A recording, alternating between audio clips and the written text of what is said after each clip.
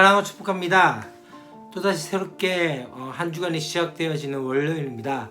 어떻게 2주 동안 또 함께 중고등부와 함께 예배 드리지 못하고 어른들과 함께 예배가 진행되어졌는데 어떻게 잘 지냈는지 궁금합니다. 특별히 또 토요일과 주일 우리 가운데 또 하나님의 말씀이 선포되어지면서 어떤 수련회 가운데 주어졌던 그 은혜들을 어떻게 잘 기억하고 계신지 또 궁금하기도 하고 여러분들 가운데 또 계속적으로 우리가 예수 묵상과 또 큐티 이 시간들을 통해서 어떻게 말씀 묵상의 시간들이 여러분들 가운데 좀 적용이 되어지고 있는지 궁금합니다.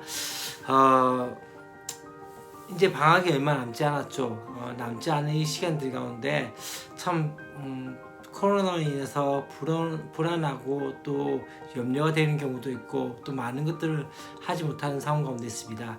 그럴 때일수록 더욱더 우리의 믿음의 신앙의 어떤 도전들과 또한 우리 가운데 신앙의 성장이 되어지는 그런 시간들이 되면 좋지 않겠나라는 생각이 들었습니다. 사실 어쩌면 이런 시간들 통해서 우리 가운데 하나님께서 우리 가운데 말씀하고자 한 것들이 있다는 것을 우리가 기억하시고 또 그렇기 때문에 그 말씀 가운데 우리가 더욱더 한층 더 가까이 나가며 이런 고난과 어려움이 있을 때 또한 우리 가운데 무엇인가 짜증나고 되어지지 않을 때 그때가 어쩌면 하나님을 찾을 수 있는 시간이라는 것을 깨닫고 우리가 다시 한번 그분께 나가는 그분을 만나는 기회가 되었으면 좋지 않겠나는 생각이 들었습니다.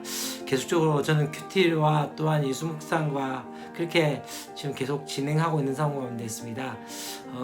도움이 될지 모르겠지만 또 나름대로 다른 사람들보다 뭐 어떤 것을 잘하고 못하고가 아니라 이런 것들을 통해서 우리 친구들이 더욱더 말씀에 가까이 나갔으면 하는 생각들과 또한 그 가운데 은혜 받고 또 여러분의 신앙의 성장이 되어지는 것들이 있으면 좋지 않겠나라는 생각 가운데 찍고 있는 것이고 또한 이것이 또 하나님과 저와의 약속이기 때문에 이 일들을 진행하고 있는 가운데 있습니다. 이것을 통해서 저 또한 조금의 성장들 또한 하나님께 더 가까이 나갈 수 있는 그런 시간이 되었으면 좋겠다는 생각이 들어지고 여러분들에게도 그런 시간이 되었으면 좋겠습니다. 오늘 우리가 함께 볼 말씀은 신명기 23장 15절부터 25절까지의 말씀입니다. 우리가 23장의 앞절에서 어떤 이야기를 하게 되어졌다면요, 여호와의 총회에 들어올 수 없는 자들에 대해서 이야기를 합니다. 어떤 얘기겠죠? 고환이 상한 자나 또 은경이 잘린 자나 또한 모압과 암몬 이런 사람들은 여호와의 총회에 들어오지 못하게 되어졌던 것을 이야기했죠. 사상자도 그렇죠. 왜 이 앞에 사람들을 들어오지 못하게 했냐면 장애인이기 때문이 아니라 이 모든 것들이 어쩌면은 그 우상 숭배의 흔적으로 나타났기 때문에 거룩한 백성의 사람들이 아니었기 때문에 이들을 들어오지 못하게 했었던 것이고, 모압과 암몬은 어떤 모습이었습니까? 이들은 애굽에서 나올 때 계속 공격을 하고 또한 그렇게 저주를 퍼부었던 그런 족속들이었기 때문에 하나님께서 이들이 여호와의 총회에 들어오지 못하게 했던 것을 보게 됩니다. 그리고 또한 군대의 진영에 대해서 싸움하는 그 진영에 대해서 거룩하게 하라고 말씀을 하는 것에 대해서 이야기했습니다.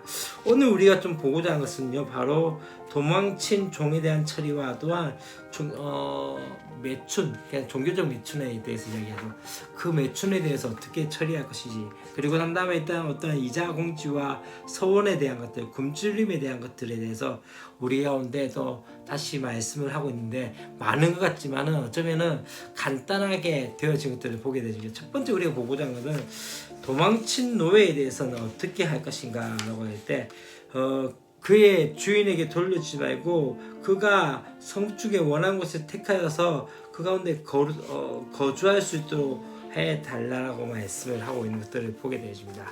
다시 말하면 어떤 이야기를 하게 되어집니까? 이들이 어쩌면은 지금 도망 나온 이 사람들에게 자유를 주고 그들을 이용하지 말라는 거죠. 왜 그렇게 했다면 바로 애굽에서 이 이스라엘 백성들 또한 어떤 사람들이었습니까? 종되었던 사람들이었고, 종된 데서 그 해방된 것을 기억한다면은 바로 이 종에서 좀 도망쳐 나온 사람들을 우리가 다시 한번 그들에게 자유를 줘야 하지 않겠나라는 이야기를 하게 되어집니다. 또 하나 가지, 이스라엘 안에서는 남녀 창기를 허용하지 않는 것들을 보게 되어지고 그들이 모은 돈이 어쩌면은 손을 지킨다고 한들 주님께서 받으시지 않는다라고 말씀을 하고 있습니다. 주님께서 우리 가운데 원하시는 건 무엇입니까? 다른 것이 아니라 바로 거룩한 산재물이고 또한 받은 은혜가 필요한 이들에게 다시 되돌려 줄 수 있는 그러한 사람으로서 하나님의 백성의 삶이 그러함에 대해서 말씀을 하고 있는 것을 보게 되어집니다. 그리고 이제 또 한 가지 이제 어떤 이야기를 합니까? 이자에 대한 부분을 이야기하고 있습니다. 사실 형제들 간에 돈을 구워주되 이자는 받지 말라라고 말씀을 하고 있는 것을 보게 됩니다. 돈을 빌릴 정도라는 것은 무엇입니까? 이미 궁핍한 것인데 거기다 이자를 더 받게 되어지면 어떻게 될까요? 더 회복할 길이 없다는 것을 보게 되어집니다. 그렇기 때문에 궁핍한 형제가 언제든 포도원에 들어가서 배불리 먹을 수 있도록 허용해야 한다는 것을 말씀합니다. 왜요? 땅은 누구의 것입니까? 모두가 하나님의 것이라는 그런 믿음이 있어야 된다는 거죠. 이스라엘은 어떻게 이야기한다면 그들은 하나님의 소작인들이 어떤 청직이 있기 때문에 그들에게 주어진 것들 공짜로 땅과 햇빛과 비를 주시는 하나님의 자비가 이런 관대함으로 나타나야 한다는 거죠. 근데 중요한 사실은요, 이 그릇을 들고 가서 수확하는 것은 바로 남의 수고를 훔치는 절도에 해당하게 되어졌던 것이죠. 그렇기 때문에 자기 소유와 영원한 생명이 하나님의 은혜로운 선물인 것을 인정하는 우리 그리스도인들은 어떠하다면 이자를 받는 일이라든지 또 혹은 궁핍한 이들에게 내가 수고한 대가를 거저 먹게 할 제도에 대한 부분들을 한 번쯤은 상상해 보는 것도 어떻겠나라는 생각이 들어집니다.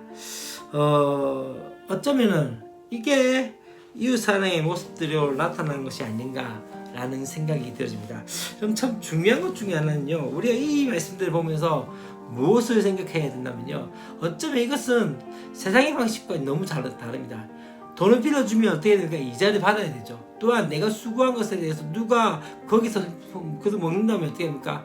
당장 내쫓아야 되는 것이 바로 세상의 방식이고 세상의 상황이었습니다. 그러나 하나님 나라의 방식은 무엇을 의미합니까? 돈을 빌려간 사람에게 이자를 받지 않고 원금만 받는 것과 또 한 가지 더 중요한 사실은요, 어떻습니까? 내가 그렇게 수없이 노력하고 수고한 그 포도원 안에 그렇게 궁핍한 사람이 들으면 그것을 마음껏 먹을 수 있도록 해주는 것. 그 모든 것은 어쩌면은 세상의 방식으로 이해할 수 없는 것을 보게 되었습니다. 그러나 중요한 건 무엇입니까? 우리가 어떠한 존재인지 다시 한번 생각해 봐야 되지 않을까요? 우리는 하나님의 백성이라는 것을 기억하셔야 됩니다. 하나님의 백성은 하나님의 방식과 하나님의 가치관을 살아가야 한다는 것을 말씀하고 있는 것이죠. 오늘 말씀에서도 그렇기 때문에 이런 모습들로 우리 가운데 성경은 이야기하고 있는 거죠. 어쩌면 이렇게 사는 것들이 어쩌면 세상의 방식과 맞지 않고 또한 이렇게 사는 것이 손해보는 것 같습니다. 그러나 중요한 건 무엇입니까? 믿음의 사람들은 다시 한번 우리가 고백한 것 중에 하나는 하나님께서 우리의 삶을 인도하시고 하나님께서 우리의 삶을 책임져 주심에 대해서 말씀하기 때문에 우리가 말씀대로 살아갈 때 하나님께서 우리의 삶을 책임지심에 대해서 그 믿음들을 가지고 나가야 한다는 것을 말씀하고 있는 것이죠. 그렇기 때문에 세상의 방식이 아닌 하나님 나라의 방식으로 한번 살아보는 것이고 또 하나님의 말씀 가운데 다시 한번 우리의 삶을 헌신한 것들이 필요하지 않을까요?